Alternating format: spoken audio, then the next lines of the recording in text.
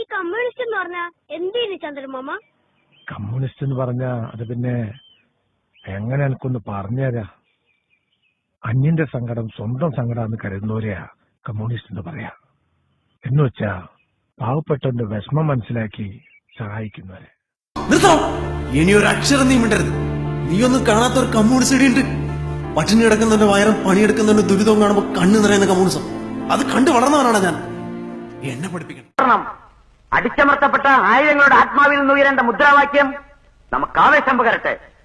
ലാൽ സലാം. ഒരു കൊടി ഉയരുന്നുണ്ടെങ്കിൽ അത് SFIയുടെ ചുവന്ന കൊടി. കൈതേരിലെ കമ്മ്യൂണിസ്റ്റ് പോലീസിന് പരാതി കൊടുത്തുന്ന ഇഞ്ഞൊക്കെ കേട്ടോ.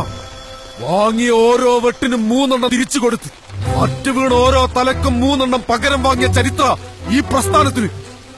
പോലീസിന് പരാതി കൊടുത്ത് കാര്യം തീർക്കാനാണെങ്കിൽ പിന്നെ പുറത്ത് കെട്ടിയ ചുവന്ന കൊടിയും തെക്കന്മാര് സഞ്ചയനത്തിന് കെട്ടുന്ന ചുവന്ന തോർത്തും തമ്മിൽ എന്ത് വ്യത്യാസം? ഇന്നു മുതൽ ഞാൻ ത്യാഗരാജ മഠത്തിലെ ശിവസുബ്രഹ്മണ്യമല്ല, കമ്മ്യൂണിസ്റ്റുകാരനായ ശിവനാണ്. കമ്മ്യൂണിസ്റ്റുകാരനായ ശിവൻ. ഈ കൊടി ഉയർത്തിപ്പിടിക്കാൻ വേണ്ടി ഞാൻ തല്ലുകൊണ്ടിട്ടുണ്ട്. ഈ കൊടി പിറ്റിച്ചിന്ന് നിങ്ങളിൽ ആണത്തമുള്ളവരെന്നിൽ ഇറങ്ങി വരണ. ഒറ്റയ്ക്കോ കൂട്ടമായോ വരണ.